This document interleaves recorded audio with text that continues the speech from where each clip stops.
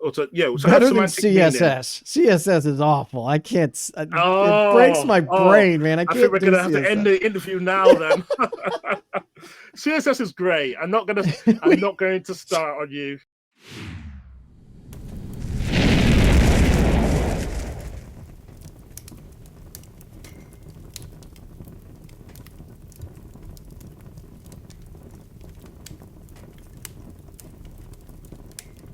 Welcome, Fedi Friends, to episode 57 of Fireside Fedi. I'm your host, Ozoned. Fireside Fedi is a show about folks within the Fediverse. If you're hearing this, you are the Fediverse. My guest today is Ian Forrester. Ian is a founder and firestarter of cubicgarden.ltd, previously at BBC R&D. Ian is an emergent technology expert, public service supporter, defender of human scale flourishing, city dweller, European at heart, and social geek event organizer. Captivated by the digital legacy, future of dating, human data interaction, self-hosting, personal data, open source, house music, neurodiversity, thinking, kindness, and collaborative futures for all. And that is straight from your byline, from your title on the Fediverse. And that has so much beautiful stuff in it. I love it. Thank you. I've been written that a few times. I keep forgetting. Good. I think that's probably one of the best ones, actually. So yes. Yeah, I love that. So, welcome to the show, Ian. Thank you so much for coming on and talking with me. How would you like to be addressed? Just Ian. Ian's good. Ian. Yeah. Okay. Yep. Just keep it simple. Yeah. So we'll go right into the keeping it all simple with Ian. How did you get to where you're at today? Oh, nice and easy, right? Yeah. How long have you got? As long as you want, man. Oh, right. Okay. Well, I'll keep it as concise as I possibly can. Okay. So I grew up in Bristol in the UK. For people who don't know, it's in the southwest. The UK is bigger than London, just to let everyone know. But I did move to London because I wanted to be a designer, and so I also discovered that, well, at that time, I'm gonna guess my age now, that the internet started becoming a thing.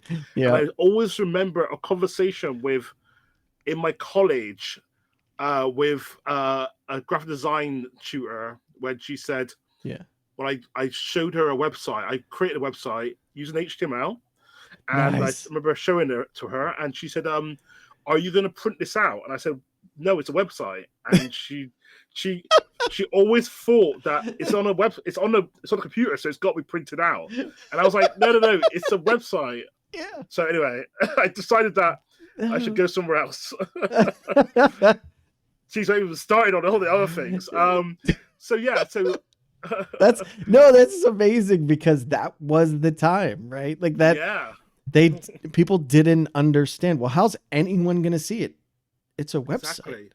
Exactly. And I think, so from there, I kind of moved to London, did a BA in interaction design. But in my final year, okay, you always kind of go into doing like a placement. And so I kind of did a summer job placement type thing with this is during the .com era, 2000. So I did my final year. Yeah. You did your final year, all right. Everyone did. Well, it's an interesting story, actually, because so I actually joined this design startup, and it was really good, and ultimately, obviously 2001 hit, and a lot of people were let go. I think they went from 24 people to 4 people. Yep. I had a conversation with one of the 2 founders, and they took me out to coffee, and I got told that I thought I was going to be fired, and I was told that I was not going to be fired because I wasn't getting paid enough. So, I mean, for a student, it was very good wage, but I think the reason why I mentioned this, really is, I know it sounds like I'm going off on one, but it's, no, No, this is It's great. because I made the decision then that I wasn't really that keen on this kind of on the kind of this very commercialized kind of Yeah. internet, very commercialized way of thinking. Yeah. I mean, Yeah. I Yeah. kind of had thoughts about this before. If you know Hmm. anything about Bristol, it's a very artistic and Okay. countercultural place. This is where Banksy was Oh, kind of yeah. was born, for example. Okay. So you can kind of get a sense of like how rebellious all this is. So Yeah. yeah, I basically did interaction design. I tutored the course that I ran, that I was on, sorry.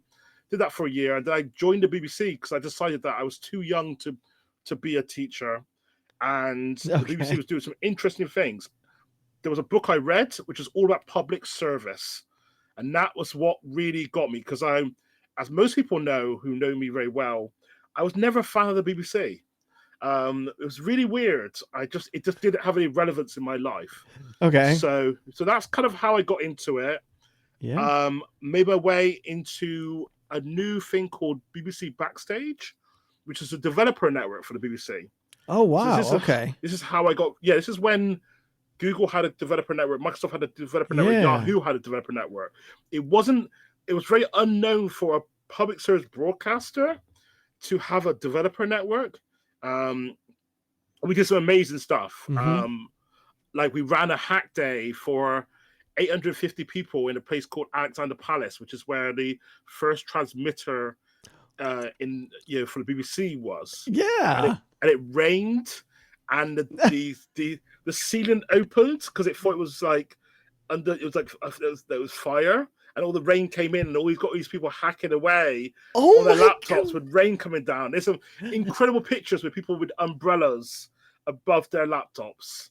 So have a look for That's, that. I mean, that's, you don't want anyone's kit to be destroyed, but that's a great story. Oh, it's fantastic. That's But good. so getting Yeah. getting to the main point of what is, I think that I've always had this interest in relationships. Even though I was a designer, Hmm. I was really interested in XML, XSLT. So I was some classes a declarative programmer, which most developers absolutely hate. They hate CSS, they hate Yes. XSLT, they hate XML, and I Yes. hate the semantic web, and so I'm kind of between two. So with all this, I also found it interesting. I was also looking at alternatives. Hmm. I was also looking at, so I didn't have much money. I was born in a kind of working class family. And so, Hmm. for example, I was using a thing called, for 3D graphics, I was using a thing called Povray, which Oh, you never had heard to that. write the code to and then render ray trace. You had What? to leave your machine on overnight for it to ray trace a kind of 320 by 240 image of the image. And if you got it wrong, you Wow. just wasted a whole night of your computer on, Yeah. for example. So it wasn't. So I And think. Go on. back then that mattered, right? Like Oh all of yeah, this took significant time, even downloading pictures over the web or music or whatever that you legally got, of course. yeah, of That it course. took significant amounts of time, yeah, and processing power and all of that. No, Yeah. that's wow. And you So were actually declaratively creating your image. yes, yes, Wow. I could and and not do that. and I think this is the kind of thing. So I'm always aware of like these, like, so most people they're just like, well, I'll just load up 3D Max or Maya or whatever, and I'm like, Yeah. I don't have that kind of power to be able to do that. I don't have Yeah. the so, but it changes the way you think about things when you're thinking about declaratively generating and creating these systems, and you're Yeah. trying to think about the interoperability of like, if I do this, how do I move that to there? And so there's a whole bunch of stuff like that that kind of D- is key to some of the things that I think about when I think about the Fediverse, and why I'm really interested and really kind of gunning for the Fediverse. That's That's a short story. no, but all of this is amazing because So being from the US, we don't have a public service media. We have National Public Radio, which was getting a little bit of funding from the US government. That has ceased. But a lot of people are the I'm same aware. way. Yeah. A lot of people are the same way where it's like, it doesn't affect me directly. Why should I care? Right. But you saw it as an opportunity to kind of pivot. It seems like you were moving from one generation to .com burst, the bubble burst at that time, and you're moving into another one trying to figure out what you do, but you still take those skills with you to BBC.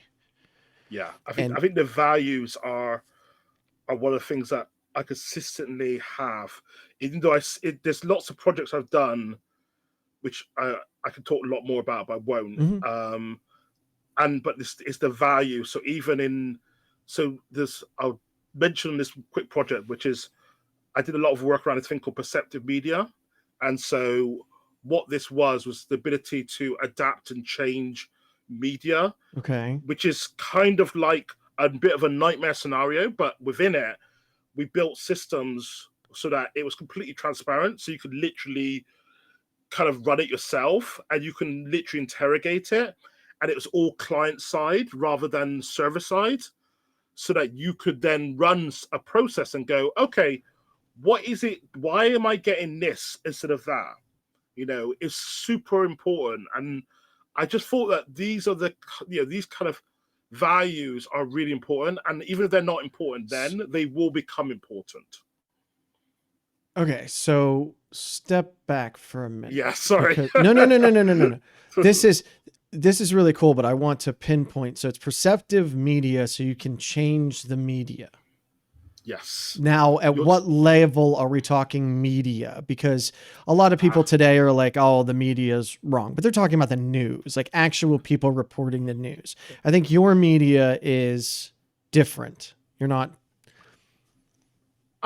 Yeah. So I think, one of the things I was really interested in was I didn't want it to be applied to news because of the risk. Right. Okay. Yes. That's, yeah. But so I'll give you an example of what we did, and I actually ended up in a newspaper for this one.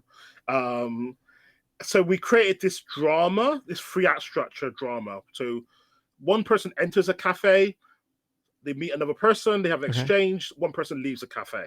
Very simple. Yeah. Out of that, we were able to create 50,000 variations. Oh, and wow. So the variations are based around difference in music, the change of shots.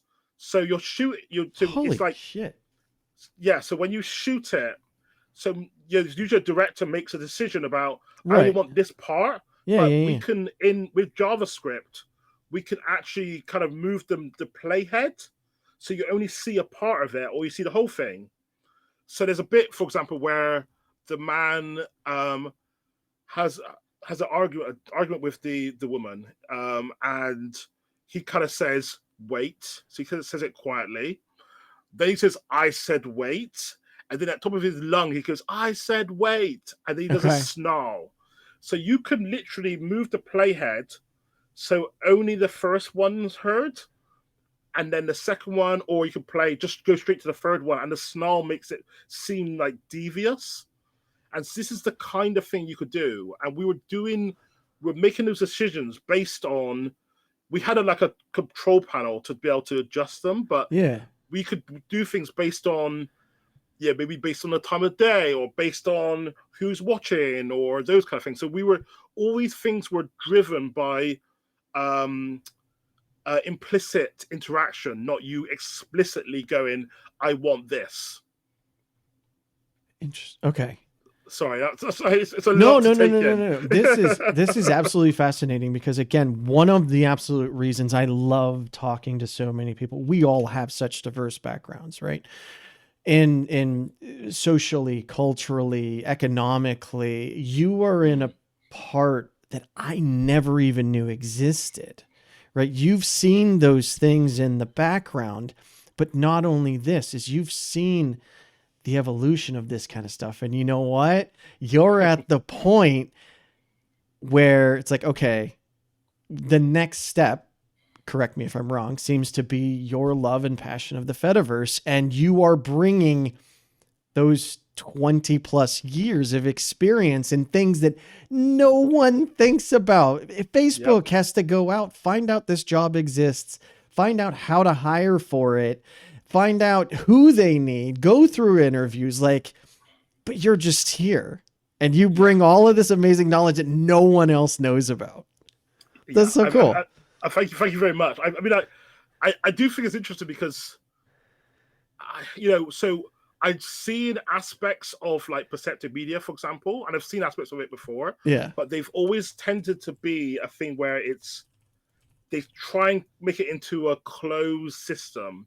Yeah. So it does this magic with some magic algorithm, but actually it could be, and we've proven it could be done client side, where the person can see completely, have complete transparency of all this stuff. And so it's like, there's no excuse for this kind of closed system to do it. I literally just looked up perceptive media. Oh yeah. What have you found? From 2012. And who are they talking about?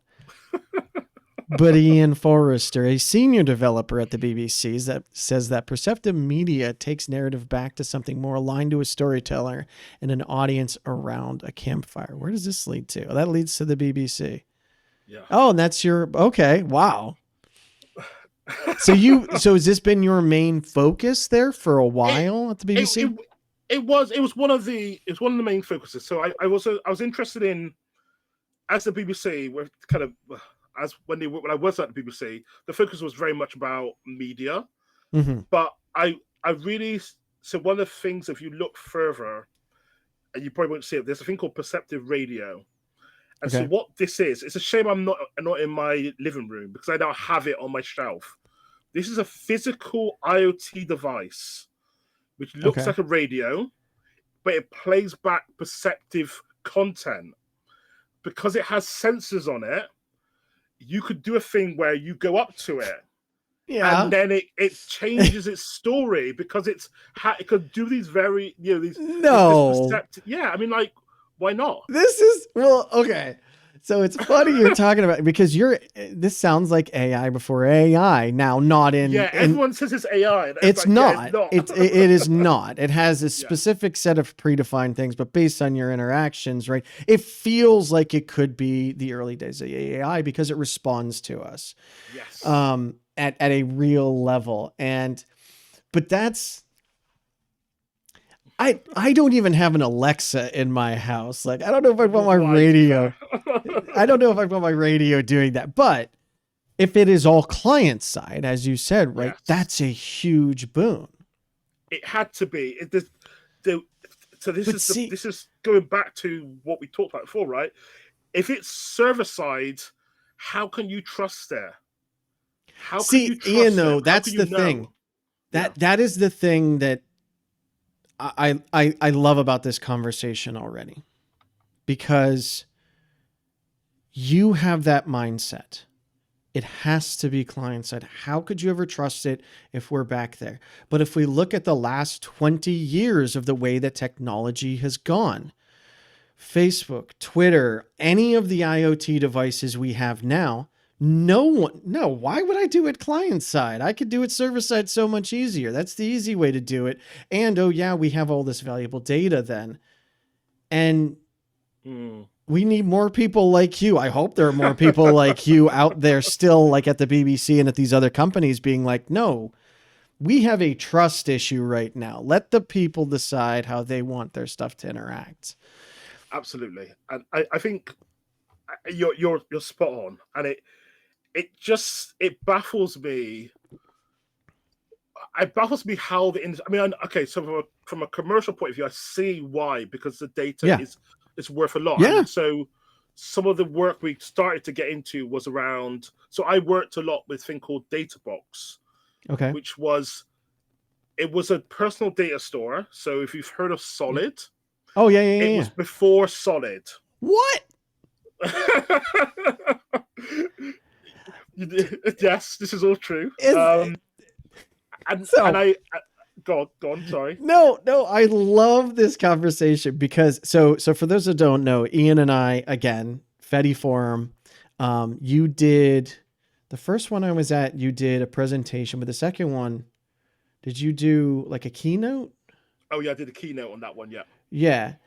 And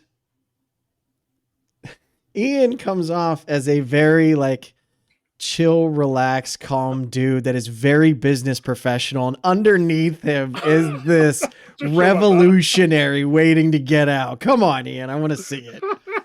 No, this is incredible stuff. I love this. So please go. Yeah, keep going. Yeah. Tell me more that's going to blow my mind. Okay, so I'll tell you this, and I'll get back to how this relates to the Fediverse. Yeah. In a minute. No, take your time. Yes. So okay, so there was so the whole thing about I do like Solid. Yeah. But one of the things that Solid misses from my point of view, it's very easy because it's web-based and it kind of was. So it's using web technology. So there's a lot of non-technical people here. Yes. Do you want to go over real quick what Solid is, or I can go over? It's up to you. You can go over it. Okay. So I have a substance water. So folks might or might not know Sir Tim Berners-Lee. He created a little thing called the web. www. He defined HTML. It's grown a lot since there. He's had other people that helped him too, but he was kind of the father that kicked it off. He's seen what year did it come out? 2013, 14, 15 is when I guess it started. I think about that time. About 15, I think. 10 years ago. I was talking to him in 2016 for sure. Oh, okay. And he is working on a company called Inrupt.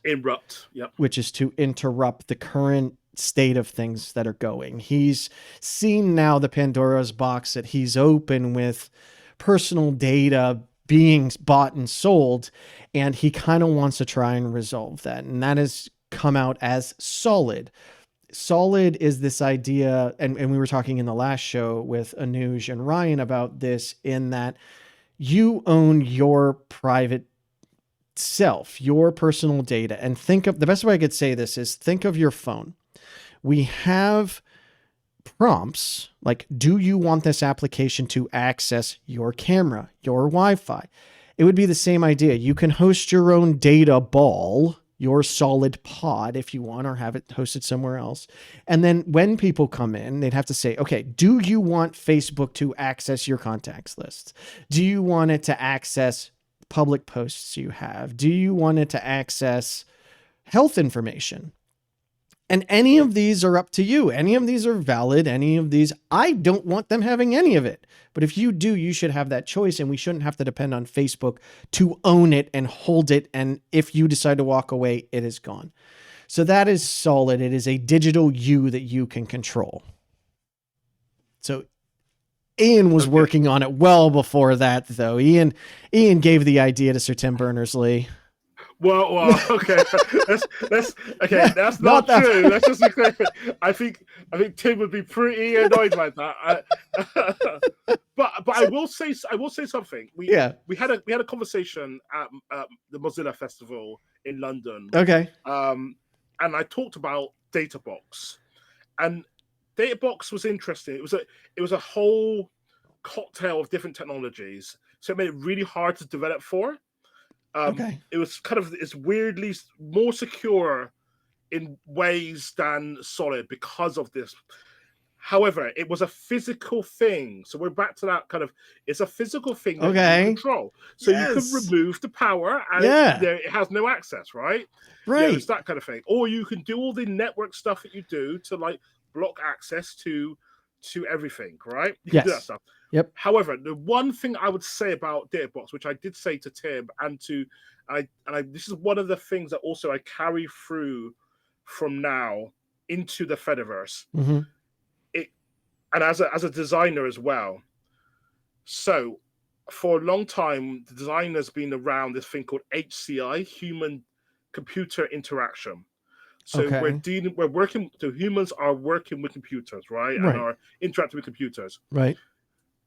Databox changes that, and the way and this is definitely true of the Fediverse and all of where we are now. we're not working with computers. We're not interacting with computers. We're interacting with data. Yes. HDI, right? There is a thing called HDI, Human Data Interaction, which is a new discipline, and it has 3 different things. And I was going to interrupt when you were talking about Facebook and stuff like that. So one thing about Solid is that Solid gives you access to, do you want this data for this purpose, right? Right. Yep. That's useful. Yes. But we can go much deeper than that, right? Okay. So we can talk about, so HDI allows you to have, I'll do the first 2, which is very easy, legibility and agency. You should be able to control this. You should be able to do, this is what Solid does. The one thing that Solid doesn't have is negotiability. You should be able to say, I will give you this data, but I want to strip out all of the towns or reduce the... Oh, okay. Sanitize the information. So give it anonymously, remove all of the fingerprints. That's and you should be able to do that, because we know you can do that now, right? Yeah. Yep. So you should be able to go, hey, I will give you this data, but in return, I want this, and there should be a negotiation. Interesting. Actually, I can't give you the service that you want because you can't give me the stuff that I actually need. Yeah. Well, that's nice, but I still am not going to give you that data. For example, I'll give you this, and then the other side should go, well, we can deal with that. And it's interesting. I mean, this is all massively interesting, but we look at it. So I'm thinking, when you're talking about this, that I can see, Solid eventually moving there, right? That maybe that's an add-on, but that matters at the forefront, because that still keeps, okay, you have an app and I have to use it, but like everyone on their phones, everyone just blankets yes to everything. Like, yes, I want this app. You can have everything. I don't care. Again, fine. That's what you want to do, but you should have that ability to negotiate, because that keeps more power to you. And if those companies see, okay, no one is saying yes to this one thing, that kind of give them signals as well that maybe their community, they're missing the mark for their community. Absolutely. And it's this implicit kind of community versus company balancing, it seems like. That's really interesting. Yeah. So okay. So let's go back to the Fediverse. Yeah. This is what this show's about. Yeah. Right? No. Yeah. No, it's about meeting people, but yeah. Okay. Well, so I would say, okay. So one of the things that I find interesting is that you can start to do some of this stuff with the Fediverse, because the Fediverse has this standard activity pub protocol. There's the ability to create whole new ways. So right now, a lot of, and I'm going to guess, a lot of people who are listening to the show are focused on around Mastodon, right? And Mastodon's really, really good, but there's so much more stuff. And this is some of the stuff that, so I guess another reason why I'm really interested in the Fediverse is because when the BBC was looking at what they were going to do socially, especially when Twitter fell apart. E-Day. Yeah, E-Day. I like that. E-Day, perfect. And so there was a lot of talk, but we were not driven by that, but because a lot of us, like myself, were like, we need to do something different. We need to do something that's open. We can't be reliant on these systems, right? Yes. And so, one of the things that I was kind of saying was like, we would talk about the Fediverse, and we talk about Activity Pub and talk about Mastodon, and a lot of people will get confused. They kind of go, "What?" You talk about different things, right? Yeah. And so I remember drawing this kind of graph of like, this is Mastodon. It's an application which is part of the Fediverse, but uses as its underlying technology, Activity Pub. And it was really important for that people understood that, so we can have proper conversations about stuff like, what's it called, Pixel Feds, because there were some really powerful things you could do with Pixel Fed that they hadn't really thought about, or some of the other systems that there are some other applications that, or the ability to, for example, to create our own system, which could be, for example, not necessarily like solid, but something slightly different. Right. Yeah. And so that's the kind of thing that I was kind of going, this is really important. This is what we need to understand, because I think we should be able, especially as a public service broadcaster, should be, as when I was at the BBC, I should be careful what I say, is, we should be, encouraging people to have the kind of negotiability and that agency and that legibility throughout all the stuff that they do within the BBC and outside the BBC, and to go. Those are critical, right? On Mastodon or whatever. I'm on Go To Social, but like I don't see that. Yes, I see they have an account, right? And actually, when I found out that BBC R&D, when they announced it, they had an account, I went and followed it. Like, no offense, I don't care about the BBC because I'm not in the UK. I do like some of the shows they have, but I don't pay into the BBC. BBC doesn't really care about me either. Lots of people in the UK don't pay for the BBC either. Okay. I mean, I know it's a joke, but it's that's one of the difficult things right now. Right now. Well, but the fact that it was even on the BBC's radar, because when that happened, like that was huge news. Like we want this. We want news organizations, all of them. I don't care if your news is on the latest UFO sighting, sure, whatever, because that gives us all more power. It gives us all more choice. But the fact that the BBC, who we all know, like they're big, is interested in it, like it meant something to us. What was the reception there? Because that really is it. If Twitter decides tomorrow that, you know what, the BBC wrote something about me that I don't like, we'll find a way to kick you off, right? Yeah. I imagine we talk about digital sovereignty in the EU, but that's still the same thing. Companies can have their own digital sovereignty as well. Yeah, I think that was definitely something that we thought about a lot, and obviously after D-Day, did you call it, or E-Day, Elon Day, E-Day, called E-Day. It became a lot more real, especially when Elon started saying that the BBC was owned by the government, which I know for people outside the UK, it seems that way, but it's a really important distinction that it's not, because it really isn't. No, but NPR is the same way. They say that NPR gets all of its funding from the US government. That is not true. It's actually a separate corporation set up to disperse money. And therein lies the problem, though, is these people in power buy up these ways of us to communicate, and they can say whatever the hell they want, but you can't.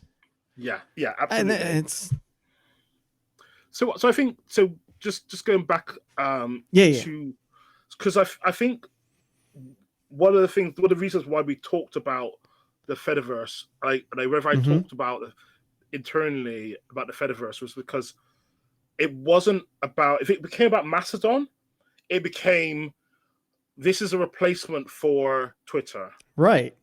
And this is, the Fediverse is not. The Fediverse is not something right. completely different. It also gives broadcasters and other entities the ability to do something much more powerful. So I like the fact that you're on Go To Social, is that? Yeah, Go To Social. Yep. And it's like, there's loads of different networks, and they can do different things, and they have different ways of approaching. They have it's just like, I love it. So one of the things I thought about a long time ago when I first came across, I've been on Mastodon, the actual Mastodon, since I think it was 2017. I think it was when it first. Okay, right around. That's right around when I started. Yeah, exactly.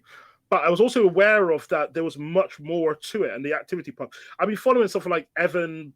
I can never say his second name, Prodromo, I believe it is. I could be wrong. Yeah, yes. I know he's a good friend, but I just can't say his last name. Mr. Fedi, Mr. Yes, Activity Pub. I don't know. I've always found it interesting. So I've always found this whole like was it pump.io and status.net and stuff like that interesting. And one of the reasons why this links back to some of the stuff I mentioned before. So when you have an IoT device, right? Yep. There were a bunch of IoT devices connected to Twitter. Yep. And they would be run via the API. They would go to the API and they would do things, right? There was one that I knew, guy called, I'm really bad with names, but I can see his face. He's going to hate me for saying this now, but he's got like a weird mustache, but he lives in Liverpool. And he had this thing called Bubblino. And when there was something tweeted with a hashtag, it would blow bubbles. Little cycle thing, and it blow bubbles. It was really nice. It's really sweet. Hence Bubblino. There was an amazing woman called. Go on. There was. I mean, when Twitter first came out, it was open to everyone, and everyone was doing that random stuff, right? And it was fun, and it was stupid, and that's what it was about. Like, I remember when a toilet got hooked up to Twitter. Right, and it was like someone sat down, someone stood up, someone flushed it, and that was it. And for some reason, it went viral because no one had ever seen it before. And now you can't do stupid stuff like that. And exactly. And that has cultural significance, right? Yes. Like those, So I completely agree. So I have to give, and I remember her name very clearly because I literally just met her recently again. There's a woman called Alexander Deschamps Sansino. She did this thing called the Goodnight Lamp. Okay. And the Goodnight Lamp is that you have this kind of big house, so the idea is that if you have kids that kind of like go off to college or university, they take a smaller house with them. And when they go to sleep, they just press the button and the light goes out. But in the main house, the light goes out in that room, and it's like it's oh my god, it's beautiful. If you look for it, it's called the Goodnight Lamp. I am looking for it. It's stunning. It's absolutely stunning, right? And I was just like, oh my goodness, now we're at a point where we have a network where you can not only kind of send this signal to this thing, but you could also do maybe send a private message or something, that there's ways of connecting in the more ambient ways, that because you have this network which is completely open and that you're not kind of having to run it through a third party. Yeah. And I was just like, literally IoT. This is, Activity Pub. Oh my goodness. And then you have the whole thing around control of data, and you have this thing about how media can change. And I'm like, this is like the world that we're creating. All the bits are there. Yes. They're literally there. What? They just need to be kind of it just needs someone with some forethought.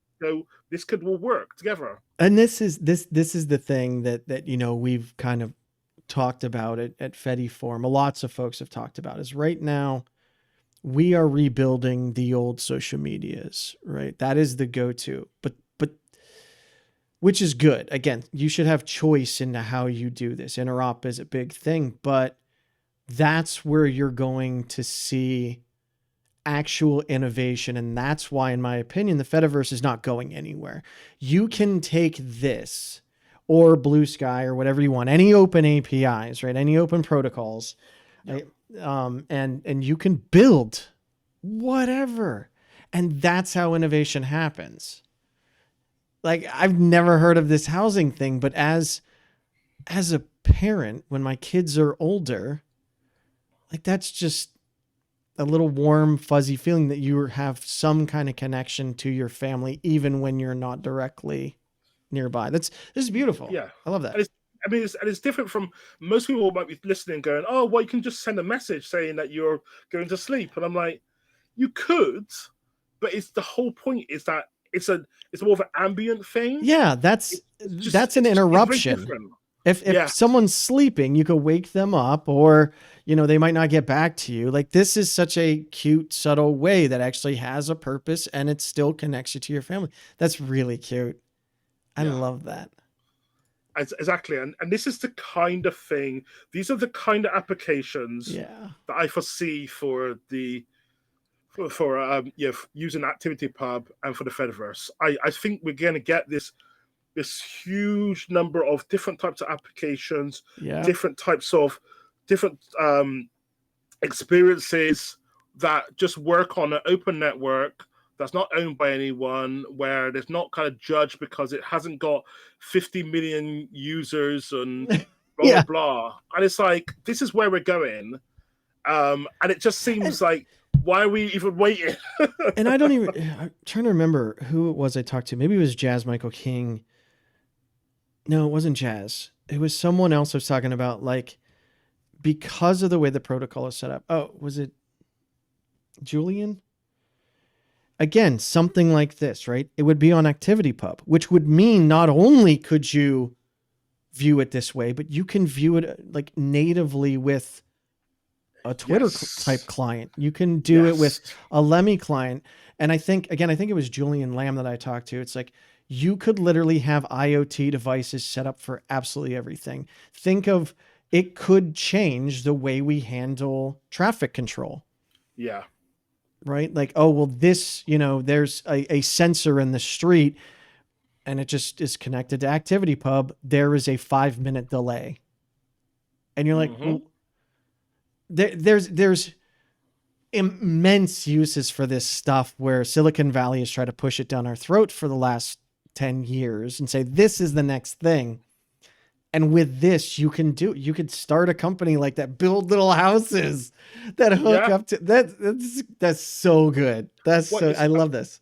I think the other thing that I love about this is that I think you literally hit the nail on its head, is that it's now the choice of the person. Yeah. To kind of go, I wanted to see it on this house that I've got, or I want to have the notification on my phone. I want it on my watch. I want it to appear. I want the flower to, like, I don't know, wave, in the background, whatever. It's like the protocol just passes the data, and it's then up to you to decide how you want it to happen, or you choose not to. It's those kind of things that I think are really powerful. It's real choice. And again, it ends up the same. The message, you shouldn't have to create 50 different accounts for 50 different services that are literally all doing the same thing, but you have to do it now because they refuse to talk to each other. Yeah. And it could be whatever. It could be, again, like, I always look at it through the lens of microblogging, right? But that is very narrowly defined as to what ActivityPub can do. We have not seen, we've not seen its final form yet. And people are building new and interesting stuff every day. And like, with the Bounce guys, I just talked to Anuj and Ryan, and they're like, Ryan was just like, yeah, I built this and people were asking me if I would, do other things. Like, I'm not really interested right now. And Anuj was like, come on, let's go. If you're interested, I'm interested. And Ryan was like, well, if you're interested, I'm interested. But that's how these markets develop. Like, we talk about two guys in a garage. Absolutely. I think, one of the things that really kind of took me in, I think it was the last Fediverse, Fedi forum, sorry, is the badges one.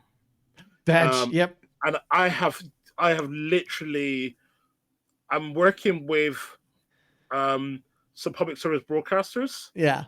And I'm saying to them, okay, so the scenario is they put out some great content. I don't like using that word, but I'll use that word.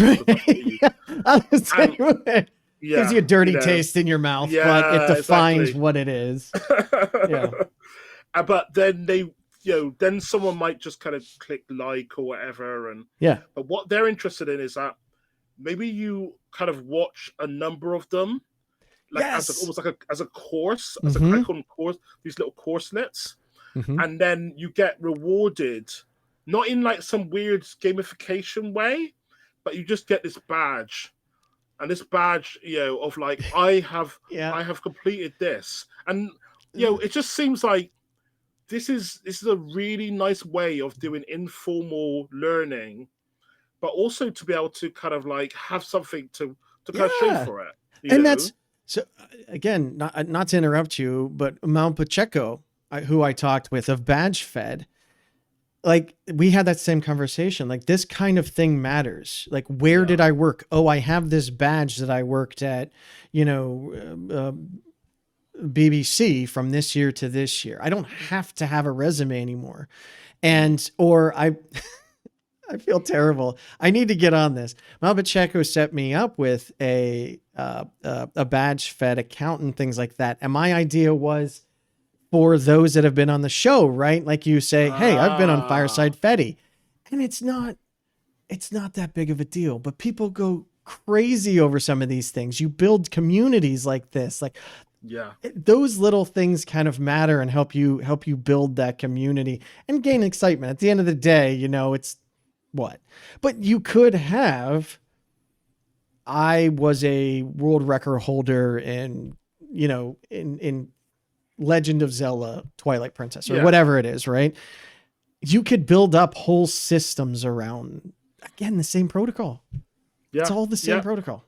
And I love the fact that it's all portable as well, which is unlike most systems where it's like, oh, it's in this system, but now it's like, now it's gone and I can't get it. I did. So, for example, I remember sitting down and getting, I think it's like 99 worlds in Super Mario World or something like that. Okay. Or completing all 100 levels in Bubble Bubble. Yeah. And these things are, but these are like memories. I didn't have a picture of them. I don't have but it's just like, to have that as like, oh yeah, this is something that I did, it's just I'm one of those people that I one of the things, even though I'm a big XML person, I started to move towards Markdown.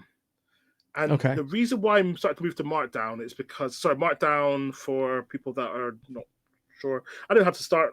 Markdown is like a very simple syntax that allows you to have some structure to regular text. So bold's got like was it two stars or 1 star on either side that every it's a specific kind of formatting of text to display content. To format content. I mean, format text and I have no idea. So better than CSS. Meaning. CSS is awful. I can't. It breaks my brain, man. I can't. I think we're gonna have to end the interview now. Then CSS is great. I'm not going to start on you.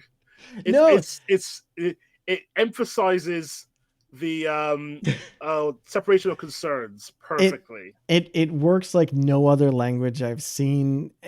Like I'm not a web dev. I am not into CSS, but like with my OBS, just to try to get my chat to show up and then disappear. I had 3 or 4 people and we were talking about it for hours. You probably could have figured it out in 30 seconds, but like it is so unlike everything else that you basically have to stop. And I imagine someone coming into it new that had never seen programming languages before, but we're first learning it. I'm sure it makes a lot of sense. But for me, who is like, my thing was C.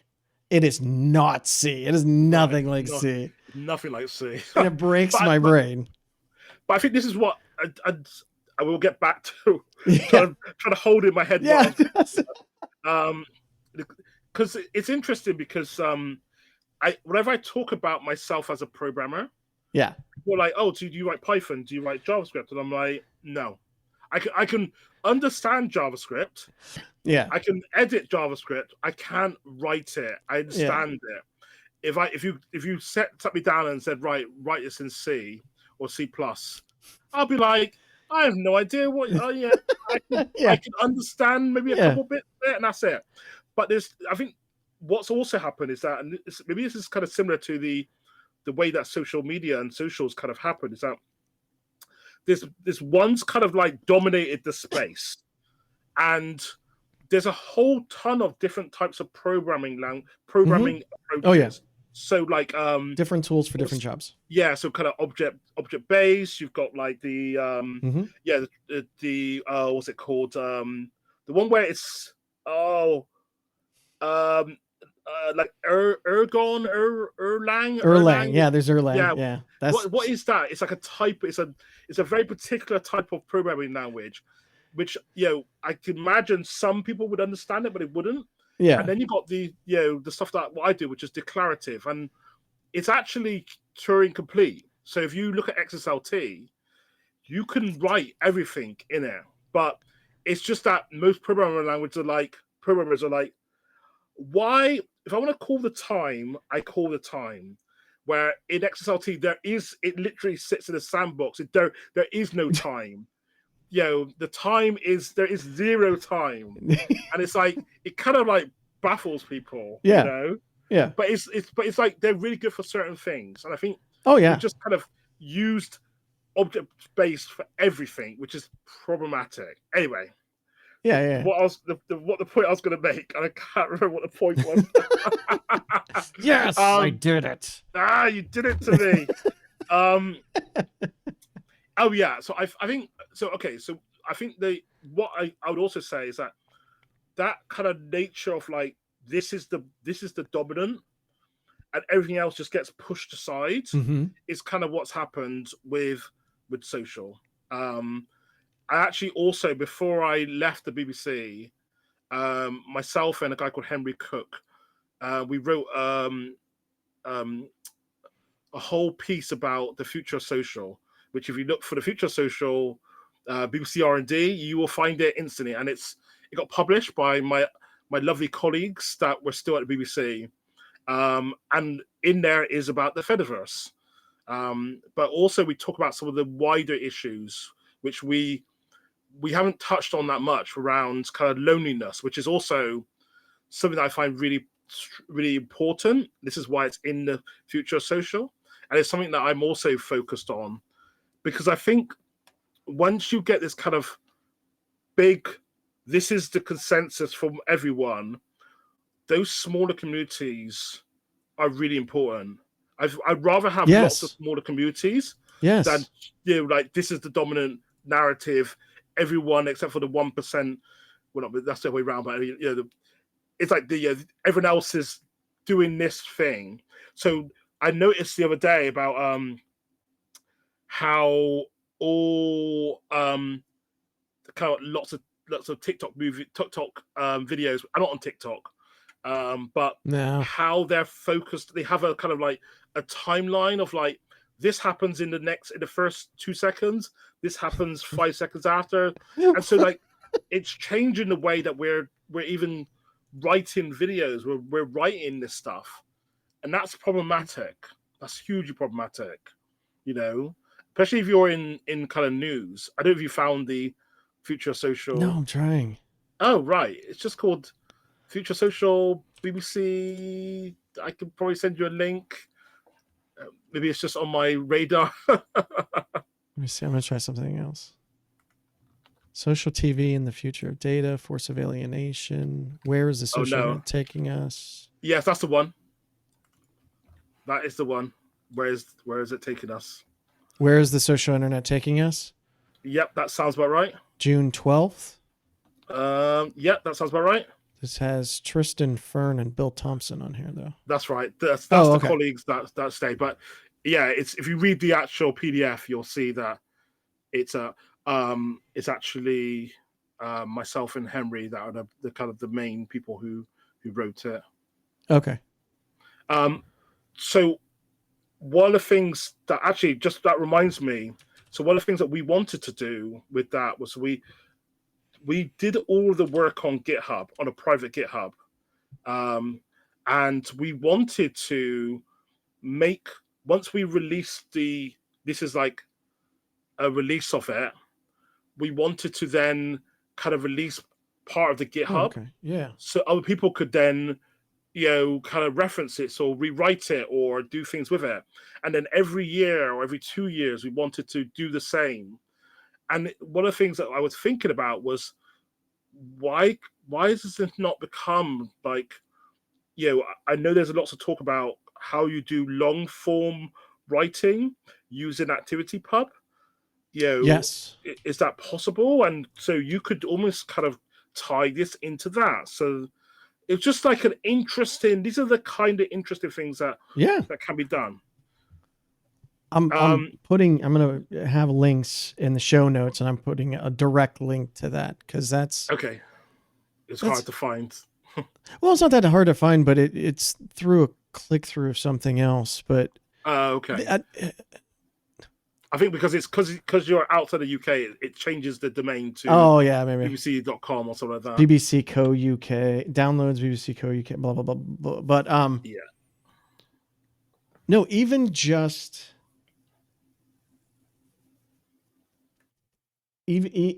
having someone that looks at this kind of level and writes this up, right? Like we know the history, like in here you have the rise of Discord, the impact of AI and generative AI. We lived through it, but being able to look at those things through, a document like this and try and create a trajectory. This is where we're going. Is that really what we want? Like, that's something that the Fediverse doesn't have directly, right? We don't have a paid position of an Ian Forrester there saying, hey, write up this paper. We're probably going to get to that to do these things, but you also don't need that because it's completely open and anyone can jump in, the BBC. And again, this is where I see something like, how is it going to be monetized? It's not going to be monetized to the end users. It'll be monetized to big companies that want that insurance that if our social network goes down, we have someone to call to get it back up, or to have an R&D department like, okay, this technology we created, this is fire. People are responding to it. Let's get everyone involved. Again, it's the open source mentality of the BBC doesn't have to take it on all themselves. And even if they decided to take it on all themselves, there's nothing to stop someone else looking at it and be like, I could make that too. So it pushes for this working together, this building something better. And this is all the language that I have literally pinned my career on, is collaboration and working together. So I completely agree. I also I know you were talking about the money side of things, which is also very interesting. Yes. I do think about that quite a lot, especially now I'm running a limited company and actually have to make money. Do you want to? Sorry, go ahead, and then I want to talk about Cubic Garden Limited as well. Okay. Once you're done. So I think so I think there's different ways of like looking at this. So one of the things that was really interesting. So I remember me and Henry, strangely, we were on a away day in Newcastle. We were walking down this long hill. And one of the things we talked about was there's some real simple things that haven't been thought about. Or they have been thought about, they haven't been very clearly executed. Right. So for example, so a lot of people are used to the Twitter interface because Twitter made it a certain way, right? Right. Until they change it, but yeah. Yeah, exactly. But there's so the clients, especially in the Mastodon realm, are kind of all over the shop. Yes. Some are really technical, some are really kind of like, but they're very different. Yep. Imagine if a public service broadcaster, not the BBC, but like others, was to go, we're going to create a client which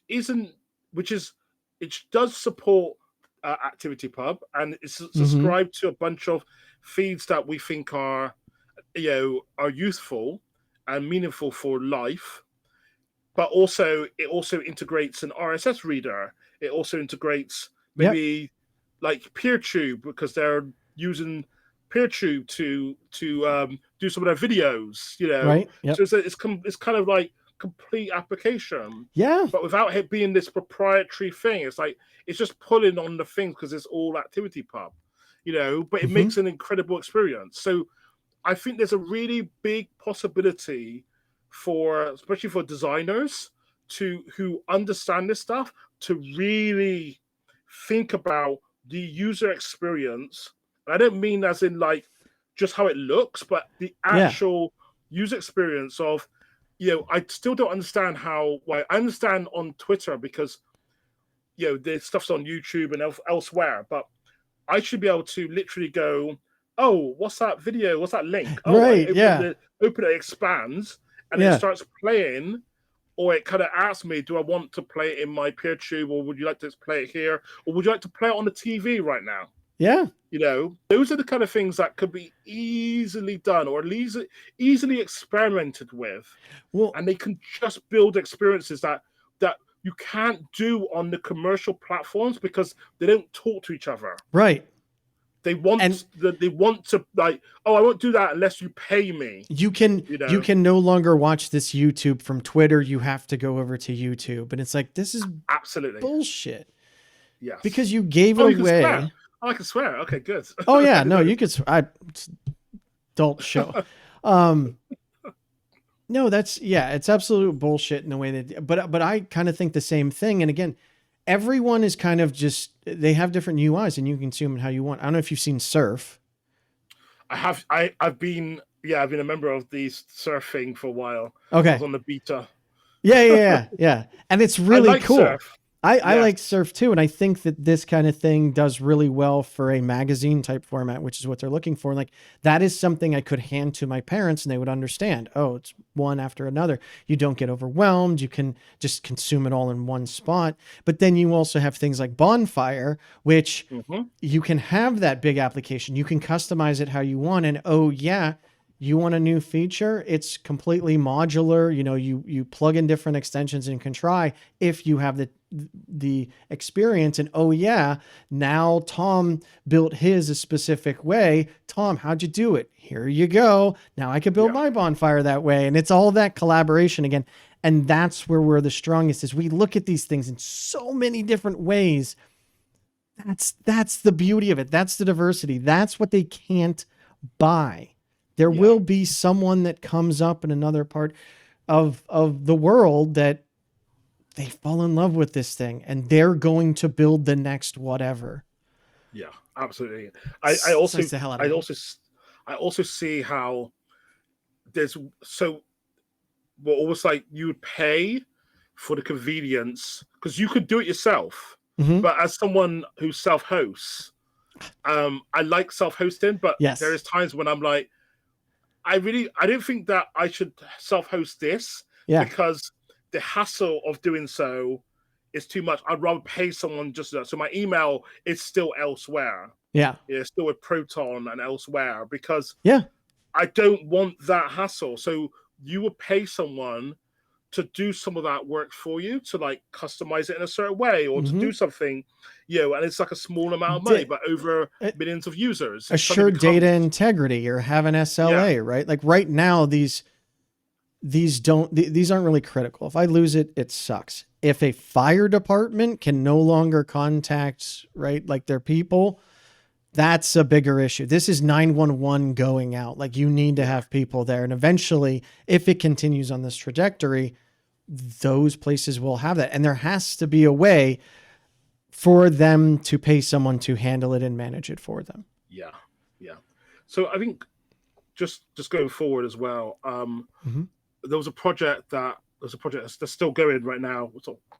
Not so great. It's a great project, and I should give it a lot more credit than I'm making out. Okay.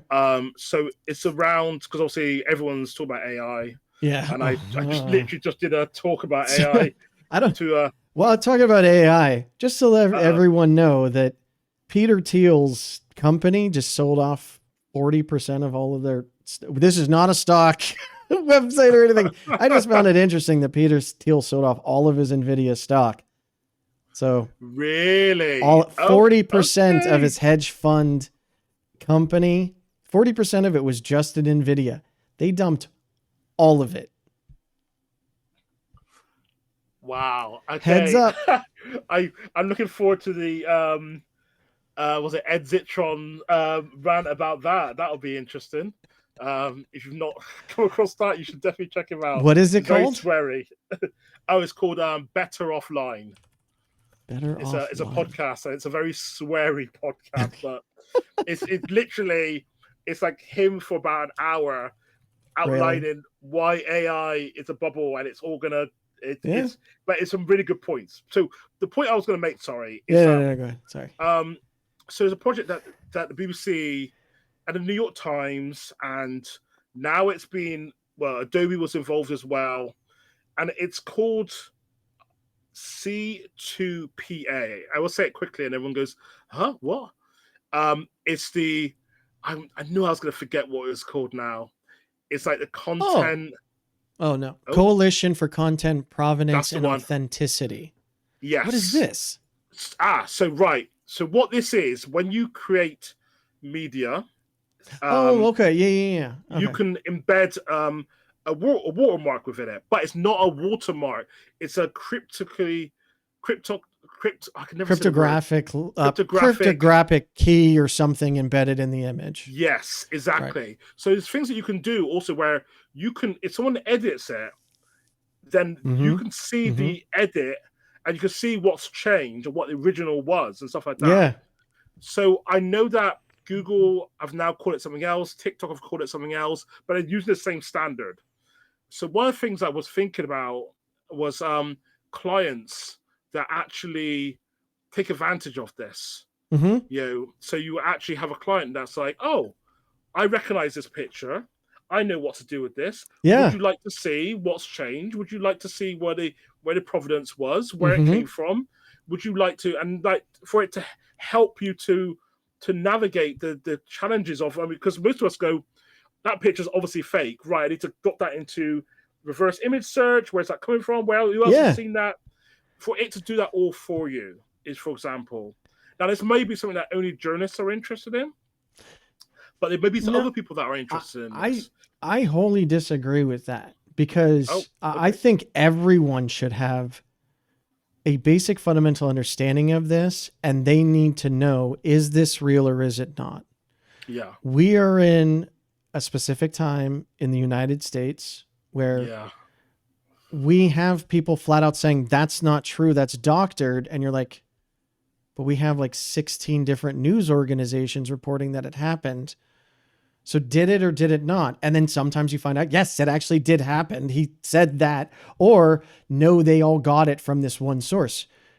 You can't really trust any of it. So building something like that into the Fediverse and then just having like a green check or something like, yes, this came from the official source that is cited or something like that, I think is absolutely necessary. Okay. I think you I was literally with you, and I think you were right. And I think you got the last bit right, which is because there's this notion that it's verified, and that's not true. It's like, it's verified. It came from this organization. Yes. Or, and you then make a decision if you trust that organization. Right. Yes, it's like, exactly. It's like the HTTP versus HTTPS. Just because it's HTTPS doesn't actually mean you're going to the website you think you are. Yeah. If it's bbc.co.uk and it's HTTPS, yes. If it is Tom's bbc.co.uk and it has HTTPS, probably not what you want. No. But exactly. So I think there's. I just think that there's all of these opportunities only exist on an open network. Yeah, I like to hear that. With a standard protocol. Yeah. With people who are thinking about this in diverse ways, not just going, we're going to create, the Twitter clone. Yeah, and that's not to take anything away from Mastodon. No, but it's just that they recognize that this is part of a much bigger network, and they are very keen for that. And I just want people to also realize that, because there's always there was a whole thing during 2023 where it's like, well, Mastodon's now got this many users. It's like, yeah, that's really cool, but what else are people doing on there? Are we what else is there? It's not about just Mastodon, right? No, and it's one of the key points I made when I was in the BBC, you know. So yes, yeah, go on. Yeah, no, and again, that's the thing is we're kind of pigeonholing ourselves into recreating what has been, which is fine. That's, you know, they've become essential services. Yeah. But eventually there gets to be a place or someone that is like, well, what can be? And a lot of it's going to fail, but at least it's even possible to try now. Like there was a time when you can try with Facebook's API. There was a time you can try with Reddit. There was a time you can try with Twitter. Now you can't do any of it. Yeah. And I'm happy to see those kinds of things as someone that never used those because I never wanted to be in those environments. I feel sad for the people that built livelihoods on it. There was some app developers, right? But we all have a very hard lesson that we have to learn over the last 20 years, which a lot of us has been saying is that doesn't belong to you. Like we're putting it out there, but they've guaranteed that that is now theirs. Yeah. And they're really showing it. Yes. I don't know how much longer we got, but I wanted to just pick up on one last thing you mentioned about essential services. Yes. As someone who's a big believer in the public good, and ditto. You know, I still find it extremely painful when in trains in the UK, it will say if you feel like uncomfortable or whatever, then you can chat to us on WhatsApp. And I'm just like, okay, this is not right. I'm sorry, not safe. This is not right. This is not. I don't understand how this even happened. Yeah, and I worry about stuff like that. And to be fair, sometimes they do have an SMS, but it's still you're talking about essential services, public services, which are dependent on proprietary networks and the business models of companies, which can literally go, well, you know what, I'm just going to turn that off. Yeah. You've had too many. You've overstated your limit today. No, we're just going to turn that off. I was shocked and horrified when I found out that there are police departments in the United States that use Twitter to announce all of their public announcements. Yeah. And I was just like, what? Why? And they're like, well, it's where everyone is. We can just put there and everyone knows. It's like, and oh my, yeah. It's and so I think one of my things I really want to change in some way, not just me, but I think we all need to change, is to literally drum home the problems with these proprietary networks and go, for fuck's sake, please own your own server, your own instance, have some control. Yeah. This isn't a thing. This isn't a potential. This might happen. This has happened over and over again. They've, Meta has cut off access to certain parts of certain regions because they've decided that the government wasn't happy with what was happening there. Yep. This is a constant thing. I don't understand how we're connecting essential services in the way with these proprietary networks. It's like we have alternatives. And so I think this is one of the kind of strongest thing for me. Open alternatives. Like a lot of Twitter, you have to sign in now. No, I shouldn't have to sign in to see I'm experiencing issues with a passenger on a train. Yeah. Because what if that passenger's Mark Zuckerberg? Yeah. It's outlandish. It's stupid. He's never going to be there, but you don't know who's in a place of power to just say, well, I know this guy. And it is so conspiratorial to say it, But as you said, we've seen it over and over again. Yep. People losing full livelihoods because they just shut the door. They changed the algorithm and they saw your business model was really good. So now I'm going to do it. See ya. Like Amazon is notorious for that. Yep. It really, it kind of, I feel my soul slightly crumble when I see these things. Yeah.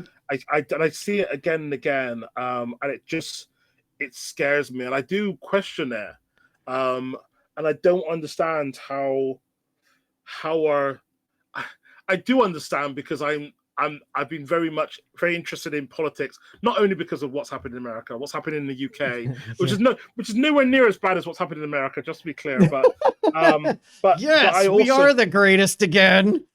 Not in the way we want it. I will say that I'll say the word once. I will say it again. I will never say it again.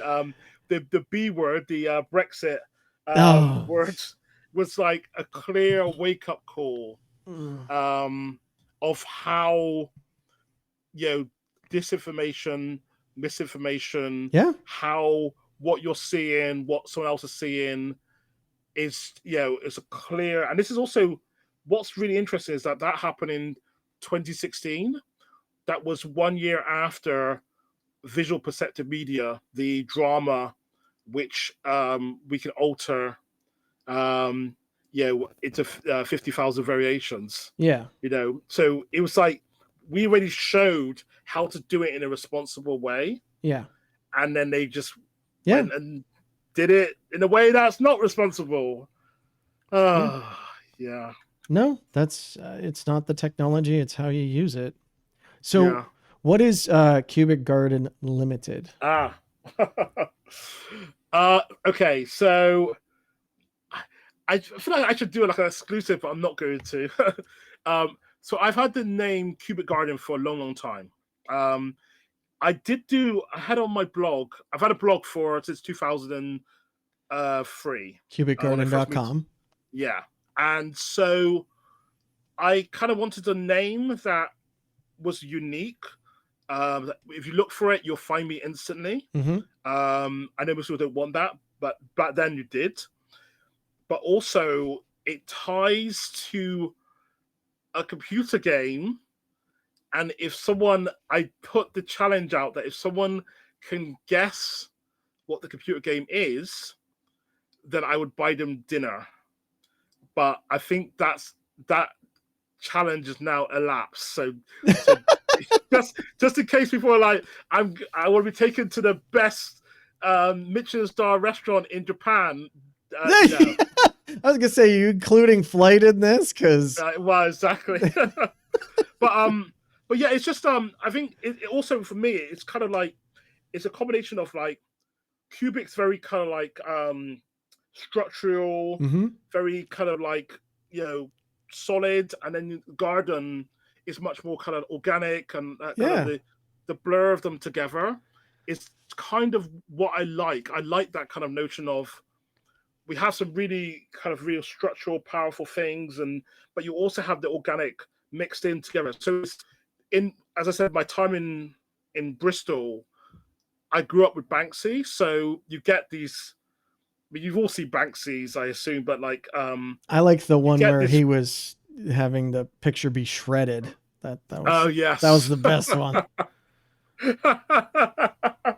But there's always this thing in Bristol where when they put up adverts and some reason a car advertisement had a car in the middle and had like lots of white space, and I remember just going, this is in London.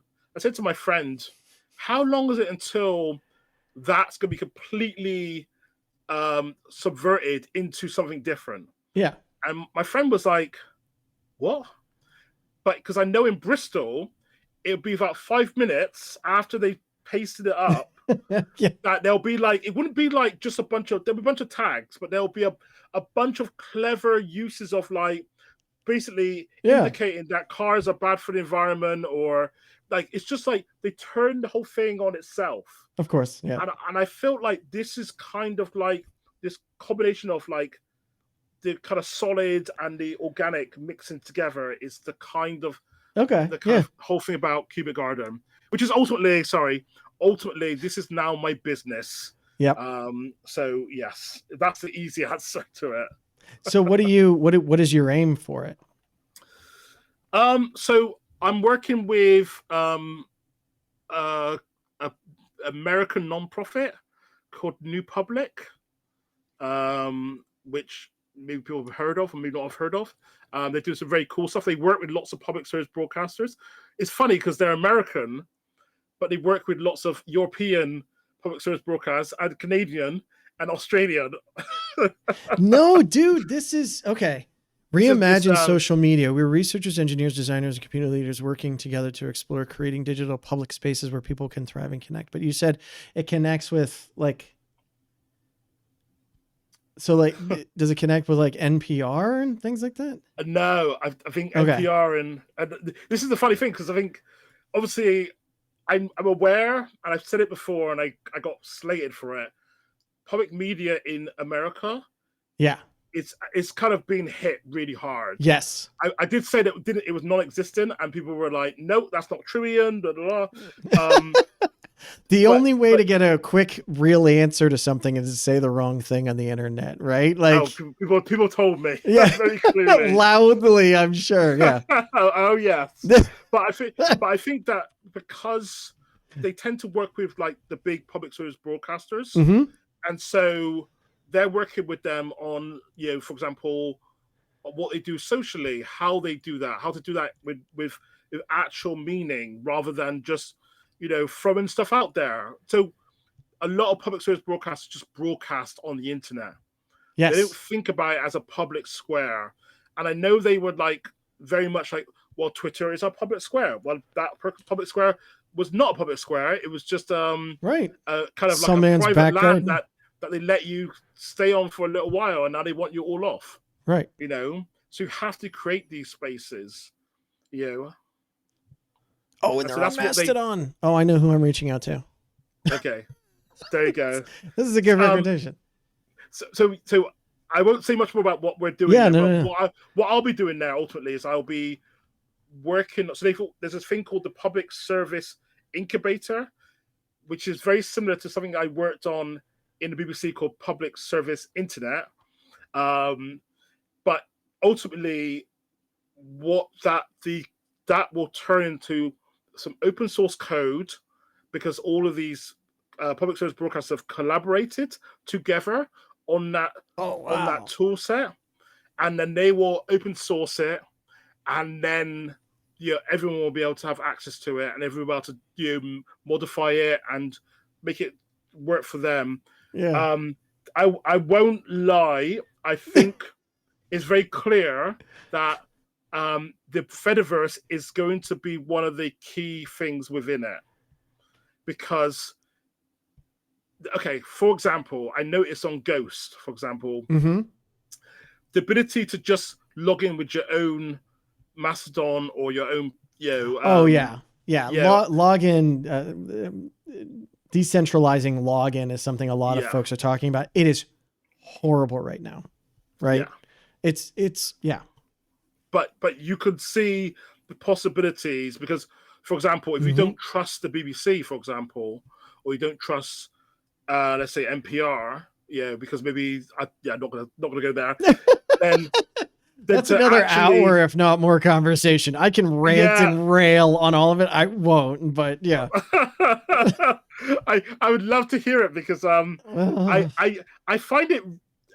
I won't. Sorry. So ultimately, the ability to have your own, to log in as your own, rather than having to log into their system and then to be able to comment or to contribute, is kind of that's kind of needs to change, and that's why a federated login makes a lot of sense, for example. And this is why, again, I'm an idealist. I'm very passionate about this stuff. I love this stuff, but I have seen people working at so many different angles of all of this, working collaboratively to bring this to life. Like, again, Anuj and Ryan, like they made Mm, Bridge Fedi, they made Bounce so that you can move through all these things. And yeah. ideally, they want to be either transparent so that no one has a clue, or non-existent because it all just interconnects anyway, which is how it should be. And we might fail. I might fail in trying to get the message out. Ian might fail. A New Republic might fail. Ryan and Anuj might fail. But there's an army more of people that are trying something else. And you just keep hitting it from all angles. And we're seeing cracks already. E-Day, right? The shutdown of the APIs. Like this brought it to people's forefront, where before we were the crazy ones saying they can do this. And like, yeah, but they won't. Oh, wait, maybe they will. Yep. I would say one thing. I know we're wrapping up. Sorry. No, you're good. One thing that I talk about a lot, and I won't go into too much detail, but the way we measure success is so broken. Yes. So yep. I think one of the things that challenges the Fediverse challenges a lot of the thinking is that because it's so federated, like, oh, what there's only like 4 people on this instance. There's only like 20 people on this instance. Well, obviously must be failing. Well, no. Those 4 people are having a party and a half. Those 20 people are having an incredible party. Yeah. And the people on the 10 million server are maybe not having the best time. And so I'm really interested, and I've always been interested, and there's a project that I worked on in the BBC called Human Values. And it basically is about getting away from these metrics, these simple metrics of there's 1,000 people on this, there's only 4 people on this. Obviously, 1,000 is better than 4. Well, hold on. Dude. For those 4 people, they are so interconnected. Yeah, this conversation we're having right now wouldn't be better with a billion people in the conversation. I've had this conversation many times too, and I love how you said it, is our idea of success is broken. It is. Yeah. The numbers that these platforms put out, like Linus Tech Tips, I think has like 5 million subscribers, right? That's huge. That's a huge number. I don't need 5 million. Yeah. Right. Like I have just on the video, I think, or on my go-to social for Fireside Fedi, there's almost 1,000 people following. On the PeerTube, there's like 600 or 700 people following. On the Castopod, it's like, well, there's only 80 people following, but that's not true because they're following it on all the other connected places that they can. Yeah. And 1,000's a huge number. You get 1,000 people in one area, that matters. But not only that, like I was looking at the statistics of where people come from. There are countries here I've never heard of. Mm-hmm. Leinster, Capital Region, Ile-de-France. I mean, that's, they're not countries, but they're areas I've never heard of. I have top Asian regions: Jiangsu, Central Visayas, Liaoning, Henan, Yunnan. Mm-hmm. These are people I never would have been able to talk to before. Yeah. Ever. Yeah. And like, it's amazing the ability to actually have those discussions. And as you said, like the 2 people over there, the 10 people over here, you get to pick and decide, and you don't have to move which party you're a part of. Yeah. And it's empowering. And that's why I'm so addicted to this stuff, because I get to talk to 20 years ago. Video conferencing, right, was horrible. It was terrible. And now I run my own. Jitsi. I tried to install Jitsi, self-host it over the pandemic. I found it a struggle, but I feel like I should try it again now because it seems like it seems to be beautiful.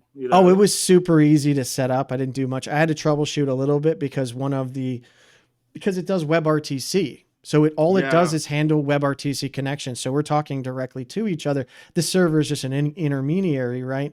But one of the ports wasn't open in the firewall, so it crashed in unexpected ways. But it was still super easy breeze to set up. I highly recommend it for anyone that's interested in doing audio video conferences that you want self-hosted, it was a piece of cake. But I will do that then, because I have a podcast as well, and we're currently using Discord, and I know. Well, Oh, not even. So here's one of the huge things that I'll say about Jitsi too, which I have yet to do because I don't know how and I don't have the time. You can customize everything. You can have your logo for your show in any place. You can, theme it. You can do whatever you want. It's fully open source, and people. Maybe it's all done via CSS. You know what, Ian? I think it is. I think it might be, and that's why I'm like, nope. Nope, I'm not good. Not until they crank out a JSON file for me to edit. I'm not nope. Sorry, guys. But no, that's one of the things folks are like, well, instead of the Jitsi in the upper left-hand corner, you should have a Fireside Fedi thing. It's like, I know there are ways to do it, but I haven't done it, and it's not a high priority. But yeah, it's open source. You can do whatever you want with it, which is amazing. This is the beauty of it all, right? It's all there. It just needs kind of like people to go, oh, this, and I can find the right people, and then just kind of go with it. And I just think we're on the cusp of something quite big, but I do see the pull again of like, oh, well, you've only got 1,000 users. And I always use, I'm not the biggest fan of his, but I do send around, because I got a friend who actually lives in the same block of flats as me, and he puts on graffiti documentaries in a kind of a little place nearby. Okay. So every 2 months, sorry, he puts on. He talks to the owner of the film, and it just like brings people together, and it's really cool, right? And he keeps going, oh, why? I would say to him, why do you always do stuff on Instagram, or why don't you set up your own like instance, and then you could like bring all the people together, and rather than just broadcasting to them. And he was like, that sounds really good, but it sounds like a lot of work. And I'm like, I could probably do that for you on my self-host that for you, But the point I was really getting to is that he kind of keeps on worried about the numbers, and I keep on saying the connection in the room, even if people are watching a screen, but afterwards when people are having a drink, it's like powerful. And I keep on using Kevin Kelly's 1,000 True Fans, which I'm not sure if you come across. I don't know this. Oh, you should look at it. I'm not the biggest fan of his, but if you literally look for it, it's all about how you only need 1,000 true fans. You don't need 10 billion people. You don't need to actually, to be not successful, but like to live. Well, and again, you think about everyone in a room, right? Say 10,000 people went to a concert. That's a good sized concert. Now, what if only 100 people clapped? That's fucking awkward. Yeah. And that's what we have. Yes, you have 5 million subscribers, but one, how many are actually people? And two, how many actually talk to you and are interested in growing and investing in you, your community, the things you agree with, the things that you like. And it doesn't have to be everything. We can disagree on something, but there's another community right there that does that thing that you like. And you don't have to go anywhere. Exactly. Exactly. And we're there. We have the technology now. We have the systems to do this. We have all the things that are ready. We're just stuck on this mentality that if it's not 10 million people, then what's the point? I literally had some Twitch streamers. This was years ago when I was trying to espouse the virtues of Owncast on Twitch. And one person was like, yeah, but can it host 1 million viewers at once? And I said, do you have 1 million viewers at once? And of course they didn't respond to me. It's like, what does it's not, and folks have this idea that it's not possible to do, that it's not technologically feasible. Well, Twitter has a hard time doing it. So how is this going to work? It's working. It's working. Yeah. And the human connection matters so much. One of my friends that I know, he introduced me to this music, this artist called BMX Escape, which I love it. If you like 80s kind of synthy music, check out BMX Escape. But he just reached out to them. It's like, hey, your music is amazing. We have this other thing over here. Would you be interested? And they jumped on, and he's like, oh my God, can you reach out to them? I was like, absolutely. The music's great. It's great. And they don't have to be dependent upon the algorithm, which isn't doing shit for them. Yeah. Because how many people are looking for 80s synthwave music on new? Yeah. You look for a specific song, yes. But word of mouth matters. I do think this is like one of the big things is that I DJ on a device which I can actually show you on. It's this device called a pacemaker. Oh my God. I DJ on planes and trains because you can have the headphones in and it records it on the device. And no way. It's from the early 2000s. It's kind of like you can still get it on eBay really cheap, but yeah. It's one of those things that I do it to myself. I love it, and there are some people. So I've now got a peer tube on my other self-hosted site, which I'm putting a link in. I'm putting the links in the chat so you can share them later.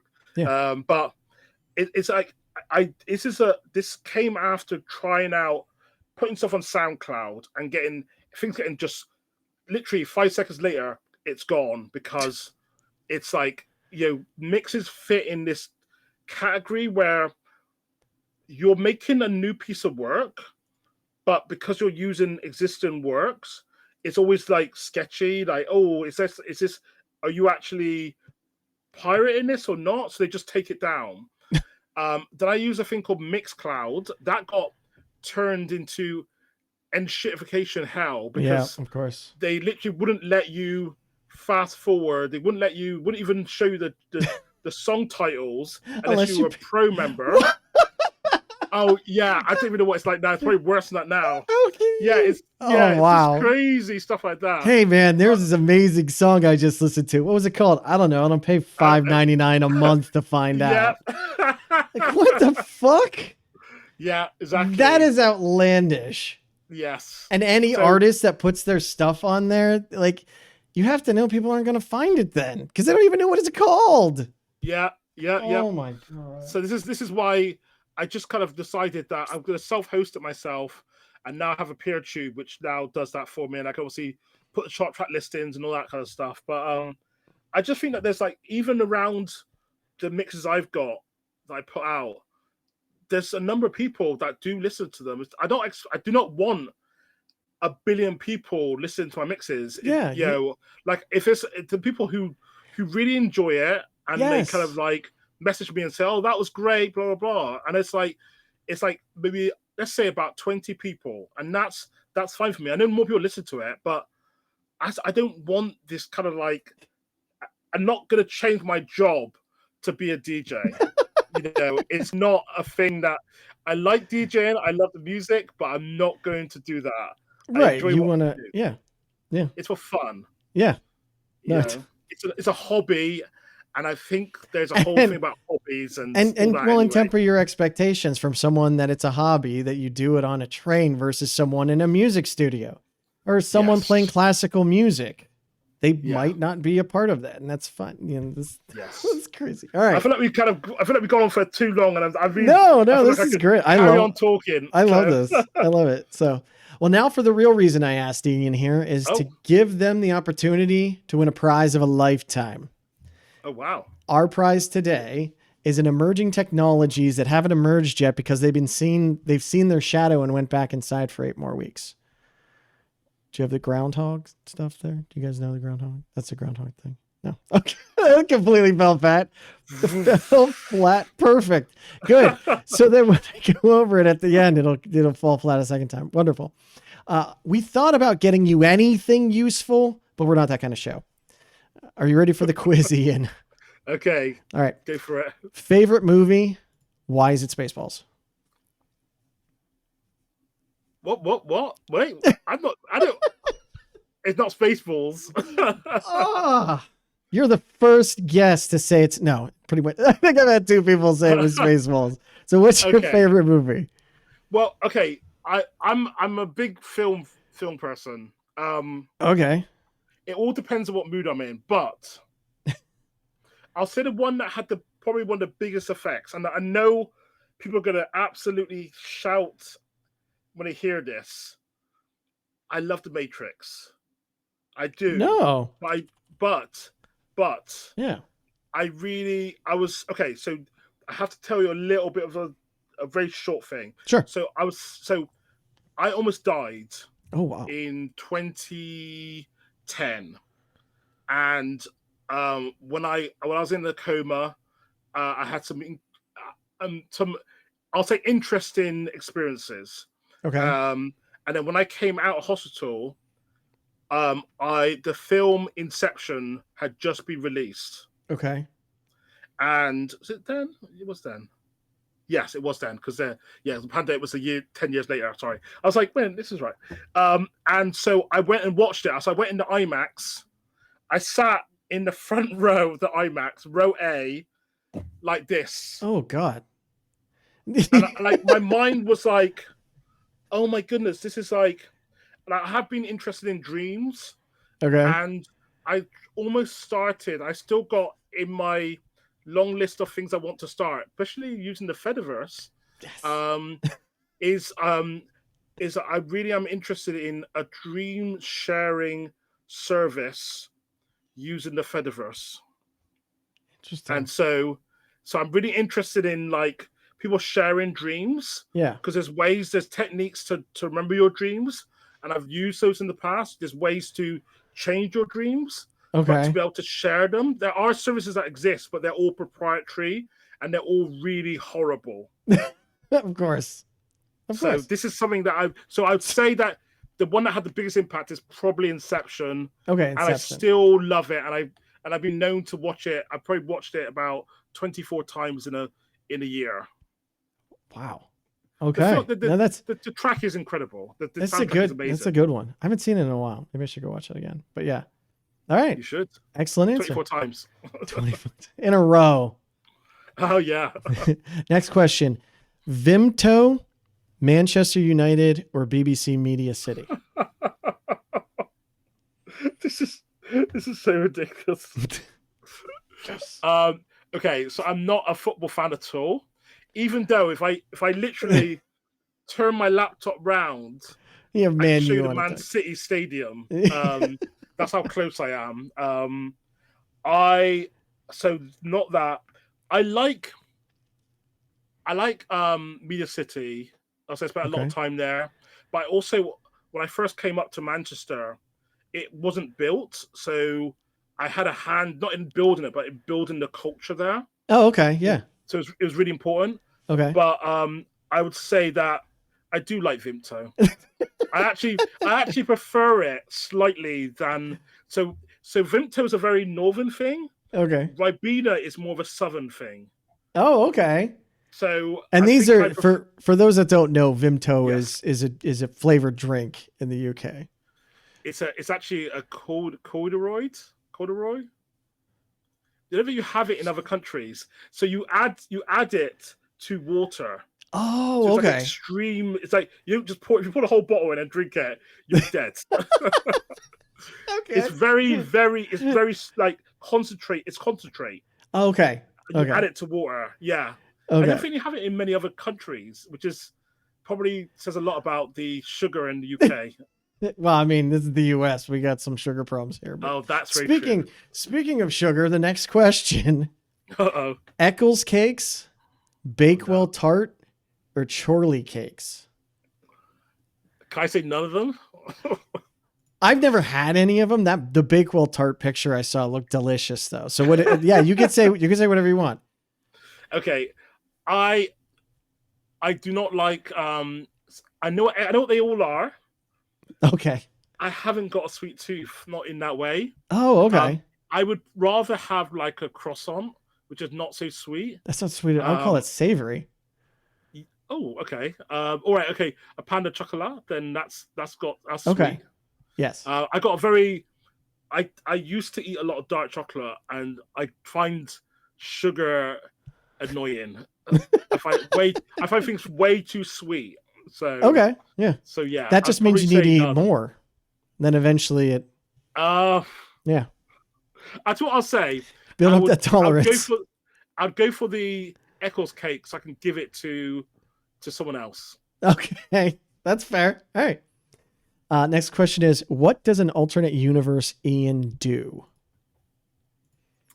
Oh, I thought this multiple times. I think an alternative universe Ian would use perceptive media to take over the media and to brainwash a bunch of people, Wow. and then steal that data and sell it to Peter Thiel and his friends. Wow. Okay. Obviously, So that's a very alternative. that is not our Ian at all. He has a mustache and a little goatee, and he also makes this this laugh like.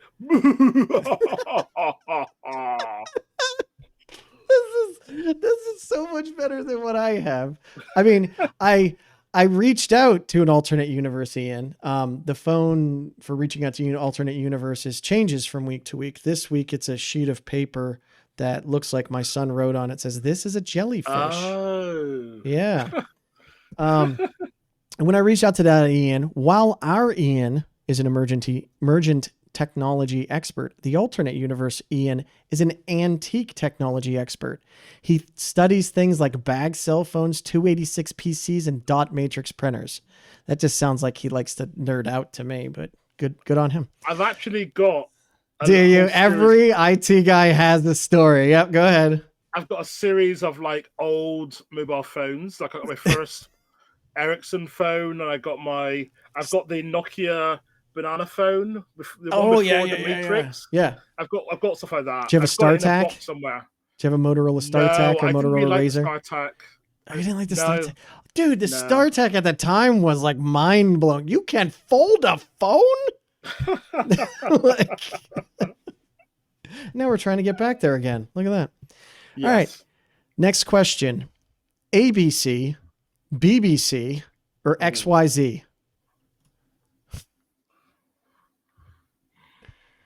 So, okay, what do you mean by ABC? Or whatever, just whatever you want. I don't know if you've noticed, Ian. It doesn't make sense. It could be anything. I try to make meaning in the middle of chaos. No, one of the best times, like I've had this happen twice where I'm talking to like absolutely brilliant people and I ask them a question and it makes sense in my head and they take it completely differently. And not only have I confused them, but then they confuse me. And we spent 5 minutes trying to figure out where we both landed. This is just, I know you said the BBC. ABC is the American Broadcasting Company, and then XYZ is just a random, last series of letters. Well, it's funny you say that because ABC is also the Australian. Yep. Company. Yep. Okay, so I would say, you know what? My ex-colleagues would literally, they would have a real problem if I didn't say BBC. So I would say BBC. Okay, BBC. There you go. I like how your ex-colleagues, like you assume your ex-colleagues are going to watch this, but I don't assume anyone watches any of this. You know what? I just have a blast. You'll be surprised the kind of what the what a number of people do. They kind of watch when people talk about BBC and stuff like that. So oh really? Especially, yeah. I'll make sure to put that in the headline. The head of BBC IT quits over furious Fediverse firestorm or something like. No, not doing that. Oh, BBC doesn't need more. Oh yeah, right what was it last week? Whew. Yeah. Anyway, as usual, the last question will be sent to Ian telepathically. I'll send the question. Just make sure your telepathic receptors are open, and then let me know when you have the question. You can go ahead and tell me. You ready? Okay. All right. Here comes the question. All right. There's a question. Take your time. For those that don't know, telepathy has a lot of information you can share instantaneously. So it's a massively huge question. I got the question. The question is the typical question, which is Mac, PC, or Linux. Okay. And the answer is Linux. For obvious reasons, it can only be that, right? Well, you know what? I it's a really interesting story. Not an interesting story. It's not that interesting, but it's interesting to me. I'm sure it's Um, interesting. I'm sure it's. So I was obviously not on any of those systems for ages. I just couldn't afford them. And then I started building my own PCs, and so you had Windows for it. Of course, yep. And then Windows XP came out, and I was like, "Oh, this is okay." I preferred Windows 2000. And then I decided when was it Vista? Was it Vista? Or was Vista was garbage, yeah. Yeah, I just was like, I'm not going to that. That is nonsense. And I installed. Well, I did dual boots for a long while. Yep. And then I was like, I'm not moving to Vista, and so I switched to Ubuntu. And then was it 606? Was it 606 or 604? Whichever one. Yeah, that's about when I moved too. Six or and 7. Then I never looked back. Yeah. Never looked back. I just stuck with them. There was a bit of pain at the beginning with like building your own machine and hardware compatibility, but it's come a long way. Never went back. Never ever. Cool. All right. Congratulations, you got every answer either correct or incorrect. Good job. Unfortunately, when I attempted to fetch you the emerging technologies that haven't emerged yet because they seen their shadow and they went back inside for 8 more weeks, they bit us and scurried deeper into their tech hole. So I'm sure after this AI bubble bursts, someone will work on selling us the next hot thing. So hopefully. But anyway, Ian, thank you so much for joining me. This has been a blast. I like seeing the sides of these things I've never seen before, hearing all your stories. This is great. And it's always very humbling to me at all the amazing, brilliant people working on all this stuff at all the different levels. So thank you very much for all you're doing. Keep doing, all the good work you're doing. Thank you. I will. And I also echo that to everyone in the Fediverse and those people that are about to join, because this is where the innovation is. This is where stuff can really happen without having to ask permission, which is really important. Yeah. That is the best way to put it. I'm a fucking adult. I can do this if I want to. Yeah. Elon Daddy, I don't need your permission. Let's just build it. Well, thank you so much again, Ian. And thank you, everyone. As Ian said, echoing out there, thank you to all of you. The Fediverse works because you're out there, because we're people that just want to communicate, whether you're building something, running an instance, moderating an instance, or just sharing cat pictures. Like, all of that matters. This is the social network. That's how this works. None of it works without you out there. So thank you all so much. And we'll catch you on the next episode. Have a good one. Bye. Thank you.